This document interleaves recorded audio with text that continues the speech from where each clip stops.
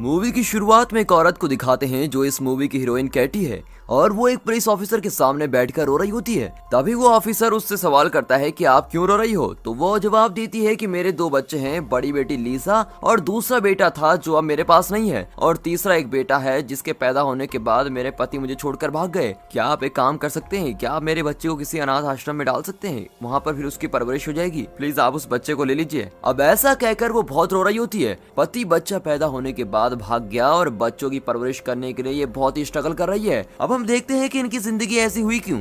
दिखाते हैं हमारी मूवी की हीरोइन कैटे वैसे कुछ परफेक्ट औरत नहीं है। सुबह रोज लेट ही उठती है और उसके उठने से पहले उसकी बेटी लीसा खुद ही दूध गर्म करती है और फिर अपनी माँ कैटी को उठाती है। फिर दोनों नाश्ता करके तैयार होकर स्कूल के लिए निकलती हैं। कैटी रोज अपने स्कूटर में लीसा को स्कूल छोड़ती है और जाते वक्त स्कूल बस को ओवरटेक करते समय पहले स्कूल में छोड़ देती है, जिसमें कैटी को खुशी मिलती है। अब इसके बाद अपनी लीसा को छोड़कर कैटी काम पर चली जाती है। तभी दिखाते हैं कि काम करने की जगह पर एक आदमी कैटी को घूर रहा है और कैटी भी उसको घूरती रहती है और देखते देखते दोनों में प्यार हो जाता है। कैटी जब सिगरेट पी रही होती है तो ये आदमी उसके पास जाकर सिगरेट मांगता है और उससे बात करने लगता है। अब ऐसे बात करते हुए दोनों एक दूसरे के साथ बाथरूम में टाइम बिताते हैं। पहले ये आदमी बाथरूम से निकलता है, उसके बाद हीरोइन, और इसी चक्कर में काम पर लेट हो जाती है। अब टीम का लीडर कैटी पर गुस्सा होता है कि तुम इतनी देर कहाँ थी, और कहता है कि जल्दी जल्दी अपना काम करो। इतने में कैटी बेहोश हो जाती है और इसी चक्कर में वो अपनी बेटी को 5 बजे पिक करने के बजाय रात को 10 बजे पिक करती है और 5 घंटों तक उसकी बेटी लीसा उसका वेट कर रही होती है। इसीलिए कैटी एक परफेक्ट माँ नहीं है। फिर घर वापस आकर रात को सोकर हमेशा की तरह रूटीन वर्क ही होता है। स्कूल में लीसा को ड्रॉप करना, काम पर जाना और फिर काम पर उस आदमी के साथ बातचीत करना, और यही चलता रहता है। फिर पता चलता है कि उस आदमी का नाम पैको है और पैको कैटी से अच्छी तरह बात करता है और उसी रात कैटी को डेट पर आने के लिए भी कहता है। अब कैटी लीसा को घर पर छोड़कर पैको के साथ डेट पर चली जाती है और उसके बाद वो पैको का भरोसा करके घर पर लेके आ जाती है और घर पर दोनों बहुत मजे कर रहे होते हैं। अब दूसरे दिन सुबह दोनों डाइनिंग टेबल पर खा रहे होते हैं। लीसा ये देखकर कहती है कि ये कौन बैठा है और ये देखते ही वहाँ से भाग जाती है। वो कैटी से कहती है कि ये आदमी मुझे पसंद नहीं, लेकिन कैटी कहती है कि अब हमारी फैमिली का पार्ट है और अभी हमारे साथ ही रहेंगे, वो तुम्हारे पापा जैसे हैं। अभी तक तो ये होता था कि कैटी रोज लीसा को स्कूल ड्रॉप करती थी, पर जब से वो पैको आया है वो उसी के साथ स्कूटर पर जाती है और लीसा को बस में स्कूल डाल देती है। और अब दिखाते हैं कि कैटी प्रेग्नेंट है और उसका एक खूबसूरत बेटा पैदा होता है, लेकिन वो छोटा बच्चा ज्यादातर रोता ही रहता है और फिर वो सभी उसको चुप कराने की कोशिश करते हैं। अगले दिन कैटी अपने नए बच्चे के साथ सो रही होती है तो सुबह पैको उठकर लीसा को स्कूल छोड़ने का काम करता है। अब लीसा को स्कूल में ड्रॉप करके पैको भी काम पर चला जाता है। स्कूल खत्म करके जब लीसा घर आती है तो देखती है कि पैको एक लड़की से कह रहा है कि आपके पास सिगरेट है और उसके साथ बहुत देर तक बात भी कर रहा होता है। अब ये सब लीसा देखती है पर वो कैटी से कुछ नहीं कहती। कैटी को हमेशा लॉटरी खरीदने की आदत होती है। वो एक लॉटरी खरीदती है और उसको चेक करती है, पर हमेशा की तरह लॉटरी नहीं लगती और बेचारी के पैसे चले जाते हैं। उसके बाद पैको घर पर लेट आता है और उससे कैटी पूछती है कि तुम लेट क्यों हो। इस बात पर दोनों के बीच में लड़ाई हो जाती है। कैटी कहती है कि बच्चा पैदा होने के बाद तुम बदलते जा रहे हो, मुझे कुछ ठीक नहीं लग रहा। तभी पैको भी कहता है कि बच्चा पैदा होने के बाद तुम मेरा ख्याल नहीं रख रही। पैको कहता है बस यही बात है ना, करके दोनों गले लग जाते हैं। वहाँ से कट करके दूसरे दिन सुबह कैटी पैको से कहती है कि मैं आज काम पर जाती हूँ, तुम आज बच्चे को देख लो, और ये कहकर वो काम पर चली जाती है। अब वो बच्चे का ख्याल कुछ ऐसा करता है, पहले से रखे हुए दूध में थोड़ा गर्म पानी मिलाकर उसको पिलाता है और वो दूध पीकर थोड़ी देर बच्चा चुप हो जाता है। थोड़ी देर के बाद वो बच्चा पोटी करता है तो उसको साफ करने के लिए बच्चे को उलट पुलट कर देता है और बच्चा रोता ही रहता है। फिर शाम को कैटी काम खत्म करके घर पर आती है और देखती है कि पैको बच्चे को गोद में लेकर सो गया है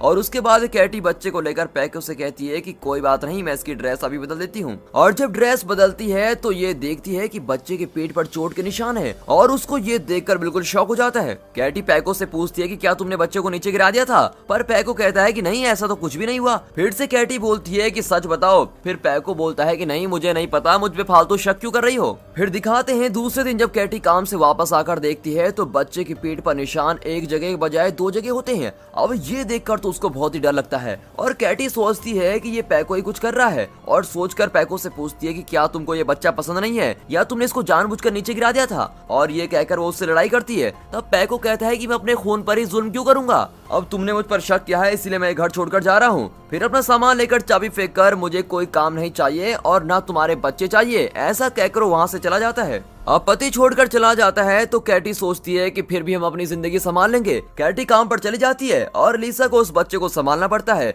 वो और भी जिम्मेदारी के साथ बच्चे को देखती है। फिर एक दिन लिसा कैटी से कहती है कि वो नहीं दिखाई दे रहा है। कैटी चेक करती है पर वहाँ पर वो बच्चा गायब होता है और जहाँ पर वो बच्चा था वहाँ पर खून भी लगा होता है। दोनों बच्चे को कमरे में इधर उधर ढूंढ रहे होते हैं और बच्चे की आवाज आ रही है पर बच्चा दिखाई नहीं दे रहा। तो ये देखते हैं कि बच्चा कबर्ड के ऊपर बैठा हुआ मिलता है और वहाँ वो कैसे पहुंचा इनको ये बिल्कुल भी नहीं पता। अब कैटी सोचती है कहीं लिसा ने इसको ऊपर तो नहीं बिठा दिया और फिर उस बच्चे को उठाने के लिए कैटी उसको बुलाती है, रिकी आ जाओ। तभी लिसा माँ करके चिल्लाती है और इतने में कैटी रिकी को छोड़ देती है और वो नीचे गिर जाता है। दोनों डर जाते हैं कि क्या हुआ और दोनों सरप्राइज हो जाते हैं जब वो रिकी की पीठ पर पंख जैसा कुछ निकला हुआ देखते हैं। उन्हें ये तो बहुत ही अजीब लगता है। अब वो रिकी को बांध लेते हैं। उसके बाद कैटी लिसा से कहती है कि तुम्हारा छोटा भाई रिकी बहुत ही अलग है, तुम ये बात किसी से मत कहना। अब रिकी अपनी बड़ी बहन लिसा के रूम में रहता है और उसकी देखभाल लिसा करती है। ऐसे दिन गुजरते हैं और रिकी थोड़ा थोड़ा बड़ा हो रहा होता है और साथ में उसके पंख भी बड़े होते हैं। कैटी उस पंख का नाप लेती है और एक ही हफ्ते में करीब 6 से 7 सेंटीमीटर तक उसके पंख बड़े हो जाते हैं। अब ऐसे ही हफ्ते दर हफ्ते उसके पंख बड़े होते हैं, इसीलिए रिकी पर कोई भी ड्रेस सेट नहीं होती और जो भी ड्रेस इसके लिए लेते हैं उसके पंख उस ड्रेस को फाड़ लेते हैं। फिर ये देखते हैं कि रिकी उड़ रहा है तो ये उसको देखकर बहुत ही खुश होते हैं। फिर भी इतने छोटी सी उम्र में रिकी उड़ने की बहुत कोशिश करता है और ऐसे दिन बीतते जाते हैं और जैसे ही दिन गुजरते हैं रिकी बड़ा होता है और साथ ही साथ उसके पंख भी। अब रिकी के पंख ऐसे दिखाई देते हैं जैसे पक्षियों के पंख होते हैं और अब वो एक वंडर बेबी की तरह हो जाता है, जिससे कैटी और लिसा की लाइफ बदल जाती है और इसी बदलाव के साथ उनकी लाइफ चलती रहती है।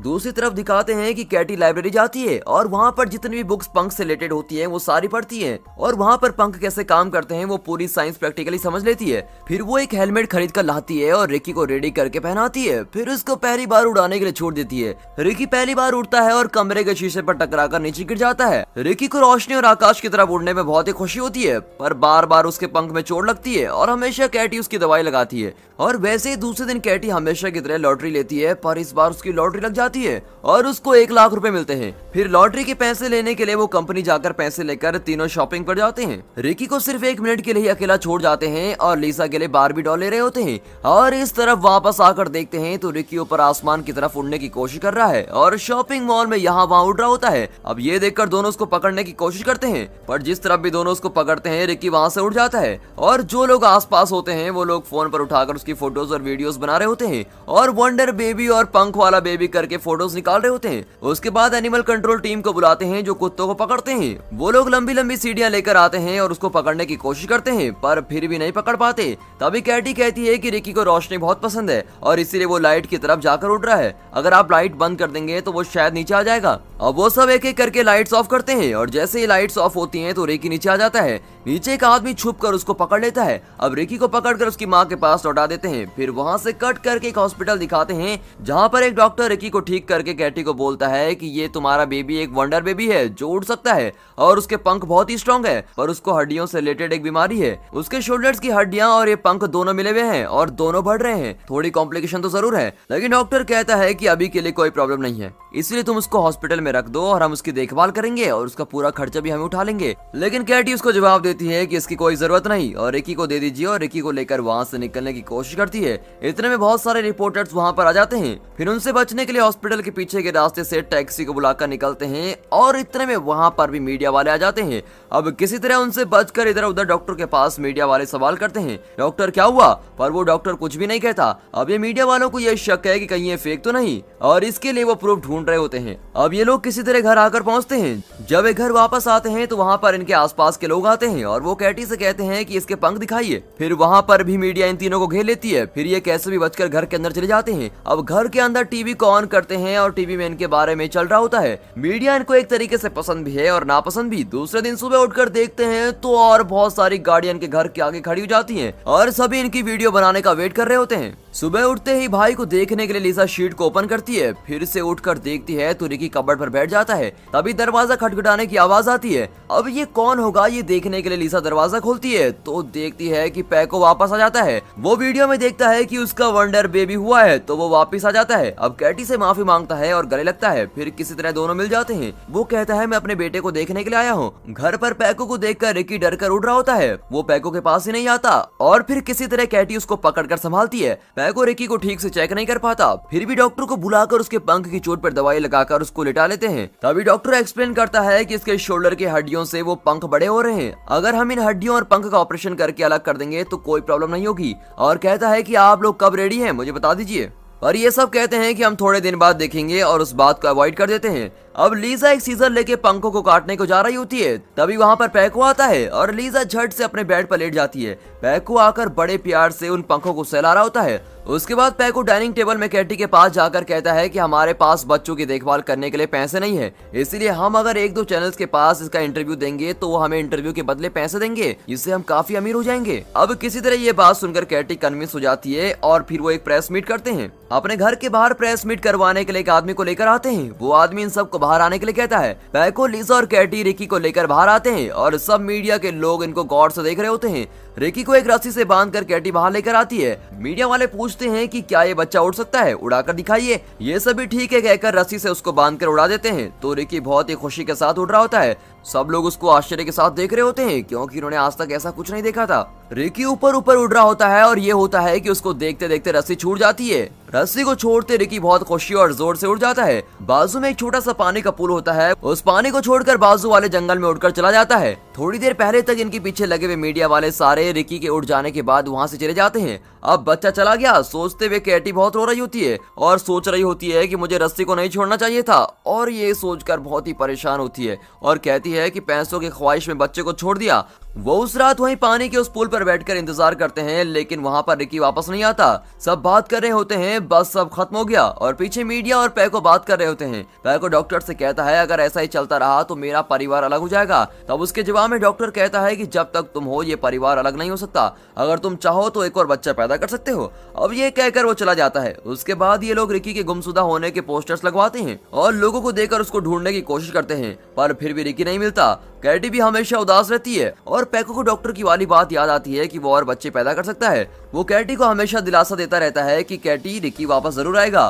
फिर सुबह जल्दी उठकर वो रिकी को वहीं आसपास ढूंढते हैं, लेकिन रिकी मिल नहीं रहा होता है। वो पानी में देख रही होती है, तभी अचानक पीछे से रिकी आकर खड़ा होता है और वो अचानक रिकी को देखती है और बहुत ही खुश हो जाती है। रिकी अपनी माँ कैटी को हाय बोलकर दूसरे पल वहाँ से उड़ जाता है। पंख और बड़े होकर और सुंदर दिखाई देते हैं और ये देखकर कैटी को बहुत ही खुशी होती है। उसके बाद घर लौटकर अपने परिवार से कहती है कि मेरा बेटा जिंदा है और फिर से एक नॉर्मल जिंदगी जीने लगते हैं। और ऐसे दिन बीत जाते हैं और उसके बाद लीसा को स्कूल में पैको छोड़ देता है और दूसरी तरफ कैटी प्रेग्नेंट है ये दिखाते हैं और इस तरह कैटी के पेट को दिखाकर ये मूवी यहाँ पर खत्म होती है। तो दोस्तों ये मूवी थोड़ी अलग थी, तो ये मूवी आपको कैसी लगी कमेंट करके जरूर बताइएगा। और अगर ये वीडियो पसंद आई हो तो वीडियो को लाइक और चैनल को सब्सक्राइब जरूर करें और दोस्तों अपने फ्रेंड सर्कल में इस वीडियो को शेयर जरूर कीजिए। And finally thank